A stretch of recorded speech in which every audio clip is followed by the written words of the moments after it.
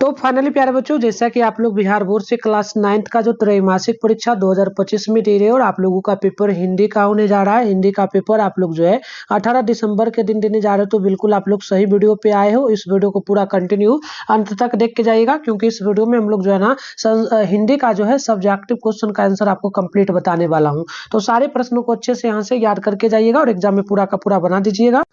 तो चलिए स्टार्ट करते हैं बच्चों, बिना स्किप किए हुए वीडियो को पूरा देखना है। इसके बाद हम लोग जो है हिंदी का भी पेपर लेके आ रहे हैं, तो सभी लोग चैनल को सब्सक्राइब जल्दी से कर लीजिएगा, ठीक है। तो विषय कोड 100 आपका एक यहाँ पर रहेगा, देख सकते हो। यहाँ पर समय वगैरह 3 घंटा का मिलेगा। 80 नंबर का जो है आपका एग्जाम होगा और यह बिल्कुल रियल पेपर है बच्चों, देख सकते हो, बिल्कुल ओरिजिनल है। अच्छे से इसको देख के जाना है, सारे प्रश्नों को रट के जाना और एग्जाम में पूरा का पूरा गर्दा मचाना है, ठीक है। तो चलो स्टार्ट करते हैं और इसका आगे पीडीएफ भी डाउनलोड करने के लिए हम लोग सीख लेंगे। सबसे पहले खंड ब मिलेगा, जिसमें विषयनिष्ठ यानी सब्जेक्टिव प्रश्न होगा। इसमें पहला जो क्वेश्चन बोला, निम्नलिखित गद्यांशों में से किसी एक गद्यांश को पढ़ना है और उसके बाद सभी प्रश्नों का क्या करना है, उत्तर आपको देना है, ठीक है। 2 मार्क्स बोला, एक क्वेश्चन आपका रहेगा, तो यहाँ पर पांच क्वेश्चन बनाइएगा, 2 मार्क्स के लिए है, तो 10 नंबर आपको यहाँ पर दिया जाएगा। तो आप यहाँ पर देखिएगा ना, तो कौन नंबर वाला जो क्वेश्चन है आप देखेंगे तो ये पूरा का पूरा जो है यहाँ से लेकर के यहाँ तक लाइन दिया गया है। इसको क्या करना है, इसी से आपको ढूंढ करके जो है इन क्वेश्चन का जवाब लगाना है। जैसे कि पहला देखिएगा, भारत की राजभाषा कौन है। इसके अलावा दूसरा है, हिंदी दिवस कब मनाया जाता है। तीसरा क्वेश्चन है कि हिंदी को किस भाषा के रूप में अपनाया जा सकता है। इसके अलावा चौथा है, विश्व की संभवतः सबसे वैज्ञानिक भाषा कौन है। इसके अलावा पांचवा है कि इस गद्यांश का उचित शीर्षक देना है। तो इन पांचों का मैं उत्तर दूंगा, क्योंकि कोई पांचों बनाना है तो 10 मार्क्स मिलेगा, क्योंकि 2 मार्क्स वाला क्वेश्चन है, तो इसका मैं कंप्लीट आंसर दूंगा। इसके अलावा आप देखेंगे तो ये ख वाला है, जैसे कि ऊपर का अगर क्वेश्चन है उसे हम वही तरीके से है, इसको अगर आप इस लाइन से आपको टोटल इस पैराग्राफ से आपको ढूंढ करके इन क्वेश्चन का जवाब आपको लगाना है, लेकिन कोई एक बनाना है। जैसे कि पहला क्वेश्चन में एक क नंबर वाला आपका ऊपर है और ये ख वाला है, तो जैसे कि हम इसी का उत्तर दे रहे हैं, ठीक ना। तो इसका उत्तर दे रहे हैं तो हम इसका नहीं दे सकते, कोई एक को देना है। तो अगर आप इसका बनाते हैं तो ऊपर का मत बनाइएगा। तो ये मैंने आपको समझा दिया। अब चलिए, अब आता है दूसरा क्वेश्चन, यहाँ देखिएगा। तो दूसरा क्वेश्चन आपका है कि निम्नलिखित गद्यांशों में से किसी एक गद्यांश को पढ़ना है। इसके अलावा सारे प्रश्नों का जवाब आपको लगाना है। ये भी 2 मार्क्स के लिए हुआ। जैसे कि 5 क्वेश्चन बनाना है तो 5 क्वेश्चन बनाना है, 2 नंबर वाला है तो 10 नंबर आपको दिया जाएगा। तो आप देखेंगे तो इसमें पैराग्राफ क वाला का दिया है, तो हम क वाला का ही उत्तर कंप्लीट करेंगे। जैसे कि ये दूसरा का क वाला है, तो दूसरा का क वाला है ना, तो मैं इसी का उत्तर आपको ऑलमोस्ट पूरा दूंगा। तो इसी से ढूंढ करके आपको आंसर देना है। कौन कौन क्वेश्चन है, तो यहाँ पर पहला है, सुमित्रा नंदन पंत का जन्म कब और कहाँ हुआ था। दूसरा है, पंत की काव्य प्रतिभा के पंख किसके बीच खुले। और तीसरा है, सुमित्रा नंदन पंत किस युग के साहित्यकार है। और चौथा है, किसका प्रकृति चित्रण समकालीन कवियों में सबसे बेहतरीन था। और पांचवा है, साहित्यकार राजेंद्र यादव ने सुमित्रा नंदन पंत के बारे में क्या कहा। तो मैं इसी का कंप्लीट आंसर दूंगा। इसके अलावा देखिए दूसरा का ये आपका ख नंबर वाला है, देखिएगा ना, तो ये आपका क्या है, ख नंबर वाला है। तो आप अगर इसका भी चाहेंगे तो उत्तर दे सकते हैं। जैसे कि ये वाला पूरा का पूरा लाइन है, इस पर अगर आपको पढ़ के आप पहला का, दूसरा का, तीसरा, चौथा, पांचवा का आंसर लगा सकते हैं। तो हम क्या करेंगे, हम लोग दूसरा वाला का भी क वाला का ही आंसर देंगे, तो उसका नहीं देंगे। तो कोई एक देना है, समझ में आया ना आपको। अब चलिए आगे यहाँ पर देखिएगा, तो नेक्स्ट जो है, नेक्स्ट आपका यहाँ पर क्वेश्चन नंबर 3 है, निम्नलिखित में से किसी एक विषय पर आपको निबंध लिखना है, जो कि 250 से 200 शब्दों में लिखना है। तो यहाँ पर 10 नंबर के लिए सिंपल सा होगा। जैसे कि पहला आपका हो जाएगा नववर्ष, दूसरा है मेरी प्रिय पुस्तक, तीसरा वैज्ञानिक प्रगति और मानव जीवन, और घ नंबर की देशा घटन के लाभ, और अगला है कि दुर्गा पूजा। तो यहाँ पर जो है हम क्या करेंगे, नव वर्ष पर जो है निबंध लिख देंगे, ठीक है। अब आइए अगला क्वेश्चन देखिए, यहाँ पर जो आपका 5वां नंबर प्रश्न बोला है, आप यहाँ देखेंगे ना, तो निम्नलिखित में से किन्हीं 5 प्रश्नों का जवाब आपको लगाना है। ये देखिए 2 मार्क्स वाला क्वेश्चन है, तो 10 नंबर आपको यहाँ पर मिलेगा। ये आपका शॉर्ट क्वेश्चन यानी लघु उत्तरीय वाला होगा। जैसे कि पहला है, लोकगीत किसे कहते हैं। दूसरा है, बिहार में शास्त्रीय संगीत के कितने और कौन कौन से रूप विशेष प्रचलित रहे हैं। तो ये आपको यहाँ पर लिखना है। इसके अलावा तीसरा है कि भारतीय नृत्य कला मंदिर कहाँ है, उसकी स्थापना किसने की। चौथा है कि निम्मों की मौत पर शीर्षक कविता के माध्यम से कवि ने समाज के किस वर्ग के प्रति अपनी सहानुभूति प्रकट की। और पांचवा है, समुद्रगुप्त कविता के अनुसार मनुष्य और समुद्र की प्रकृति में क्या अंतर है। और छठा है कि मेरा ईश्वर मुझसे नाराज है, कभी ऐसा क्यों कहता है। और सातवां है आ रही रवि की सवारी शीर्षक कविता में चित्रित सवारी का वर्णन करें। और क्वेश्चन नंबर 8 है आपका कि अस्त्रावक्र विमुख सा क्यों बैठ रहा। इसके अलावा 9वां है बिरजू महाराज की बिरजू की माँ को लाल पान की बेगम क्यों कहा गया है। और 10 नंबर ग्राम गीत के मेरुदंड क्या है। तो आप देखेंगे ना तो इसमें टोटल 10 क्वेश्चन है, 5 का जवाब लगाना है। तो लगातार 1 नंबर से लेके 5वां नंबर तक का मैं आपको आंसर दे देता हूँ, ठीक है।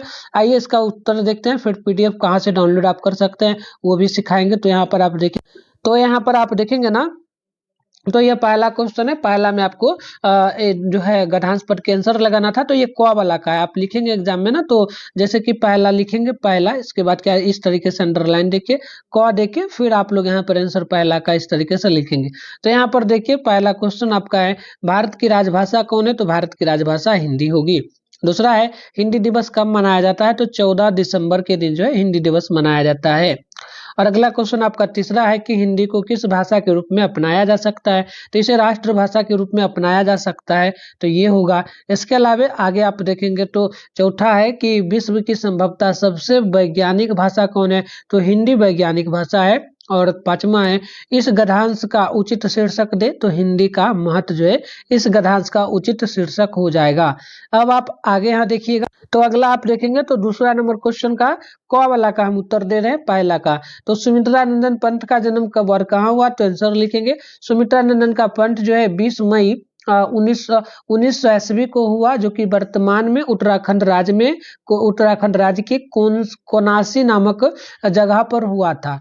इसके बाद आप आगे देखेंगे ना तो यहाँ पर नेक्स्ट क्वेश्चन आपका 2 नंबर है पंत की काव्य प्रतिभा के पंख किसके बीच खुले। तो आंसर क्या लिखेंगे पंत की काव्य प्रतिभा के पंख जो है ना अरमोला की नव जो है ना नैस गिंक जो है सुषमा के बीच खुले। इसके अलावा आप आगे यहाँ देखेंगे तो नेक्स्ट आपका तीसरा है सुमित्रा नंदन पंत किस युग के साहित्यकार हैं। तो आप लिखेंगे सुमित्रा नंदन पंत हिंदी साहित्य में छायावादी युग के साहित्यकार हो जाएंगे। इसके अलावा आप आगे देखेंगे ना तो नेक्स्ट आपका 4 नंबर बोला गया क्वेश्चन बोला कि किसका प्रकृति चित्रण समकालीन कवियों में सबसे बेहतरीन था। तो आंसर लिखिएगा सुमित्रा नंदन पंत का प्रकृति चित्रण समकालीन कवियों में सबसे बेहतरीन था।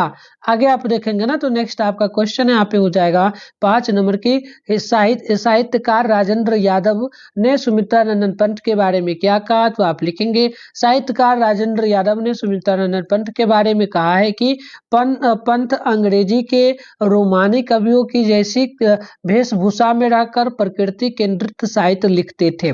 तो ये कंप्लीट आंसर हो गया 2 नंबर वाला। अब आगे हम लोग देखेंगे तीसरा वाला।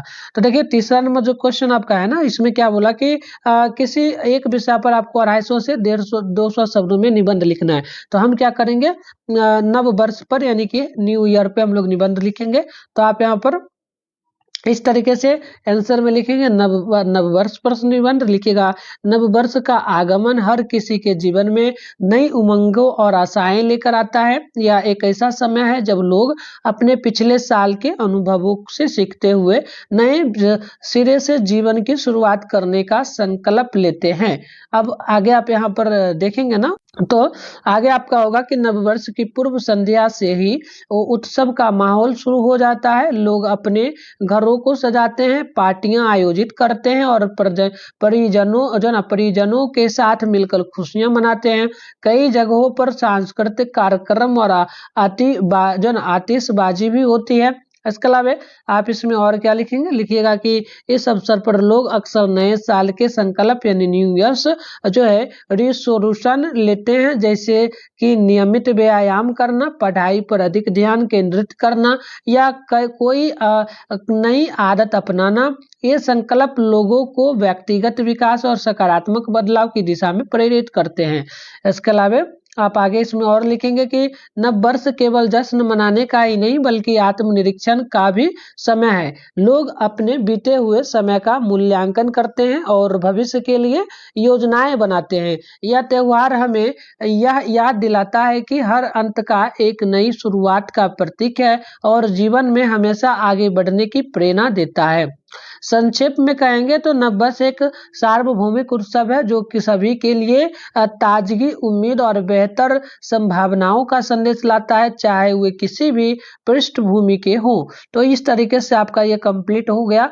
अब आगे आप देखिएगा तो यहाँ पर चौथा नंबर क्वेश्चन में आपको जो है 5 प्रश्नों का जवाब देना था, तो यहाँ पहला नंबर का आंसर देंगे हम लोग। तो लिखिएगा लोकगीत किसे कहते हैं, तो लिखिएगा शास्त्रीय नियमों की विशेष परवाह न करके समान लोक व्यवहार के उपयोग में लाने के लिए मानव अपने आनंद की तरंग में जो छंदोबद्ध वाणी सहज उद्भूत उद्भूत करता है वही लोकगीत है। इसके अलावा आप आगे देखेंगे तो तीसरा क्वेश्चन आप दूसरा है, बिहार में शास्त्रीय संगीत के कितने और कौन कौन से रूप विशेष प्रचलित रहे हैं, तो आप आंसर में लिखेंगे बिहार में मुख्य रूप से ध्रुपद, ख्याल, दुमली, दादरा और गजल जैसे शास्त्रीय संगीत के रूप में प्रचलित है।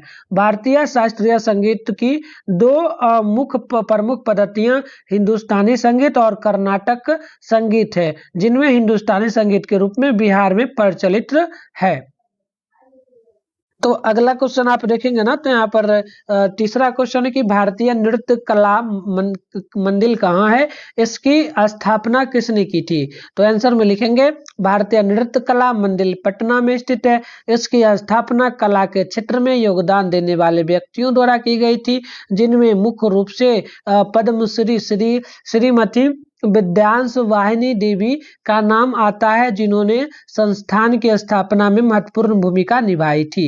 नेक्स्ट प्रश्न आप देखेंगे चौथा है, निम्मों की मौत पर शीर्षक कविता के माध्यम से कवि ने समाज के किस वर्ग के प्रति अपनी सहानुभूति प्रकट की, तो आंसर में क्या लिखेंगे, निम्मों की मौत पर शीर्षक कविता के माध्यम से कवि ने समाज के उपक्षित गरीब और शोषित वर्ग के प्रति अपनी सहानुभूति प्रकट की है। आगे देखिएगा तो नेक्स्ट आपका है 5 नंबर क्वेश्चन, समुद्र शीर्षक कविता के अनुसार मनुष्य और समुद्र की प्रकृति में क्या अंतर है, तो लिखिएगा समुद्र शीर्षक कविता के अनुसार मनुष्य और समुद्र की प्रकृति में मुख्य अंतर यह है कि समुद्र और सीमित और विशाल है, जबकि मनुष्य की इच्छाएं और जीवन सीमित है। समुद्र अपनी गहराई और स्थिरता के लिए जाना जाता है, जबकि मनुष्य का जीवन और स्वभाव चंचल और परिवर्तनशील होता है। तो कंप्लीट मैंने आपको यहाँ पर आंसर बताया। अब चलिए इसका तो साथियों आंसर की डाउनलोड करने के लिए आप अपने फोन में गूगल या क्रोम ब्राउजर को ओपन कीजिए, सर्च बार के आइकन पे क्लिक करके मिथुन स्टडी सेंटर .in सर्च कर लीजिएगा। इसके बाद ऊपर कीजिएगा इस तरीके से आपके फोन में मिथुन स्टडी सेंटर .in देखने को मिलेगा, इस पर आपको क्लिक करना है। क्लिक करने के बाद यहाँ पर व्हाट्सएप चैनल का लिंक मिलेगा, इसे सबसे पहले ज्वाइन कर लीजिएगा। उसके बाद इधर सर्च बार का आइकन देखने को मिलेगा, इस पर आप क्लिक करेंगे और आपको क्या सर्च करना है, तो क्लास 9th लिखना है और उसके बाद हिंदी लिखना है। ठीक है, क्लास 9 हिंदी लिखना है। इसके बाद आप ऊपर करेंगे, सर्च करने के बाद तो न्यू पेज ओपन होगा। ठीक है, अभी फिलहाल देखिएगा यहाँ पर पोस्ट नहीं डाला गया, ये रूटीन वाला है। इस पर भी क्लिक करके आप नीचे बढ़ेंगे तो यहाँ पर देखेंगे आपको क्वेश्चन पेपर के लिए लिंक दिया हुआ है, इस पर क्लिक करके डाउनलोड कर सकते हैं। और नहीं तो यहाँ पर आएगा, जैसे कि आप यहाँ पर देखेंगे तो जैसे कि देखिए यहाँ पर फोटो दिख रहा है, ये क्लास 11th के लिए ज्योग्राफी का, इसी तरीके से हिंदी का दिखेगा। आप क्लिक करेंगे तो नीचे आइएगा इस तरीके से, तो यहाँ पर ऑब्जेक्टिव का पैराग्राफ में आंसर की मिलेगा और सब्जेक्टिव का लिखा रहेगा इस तरीके से सब्जेक्टिव आंसर, तो इस पर क्लिक करके डाउनलोड आप लोग जो है यहाँ से कर लीजिएगा।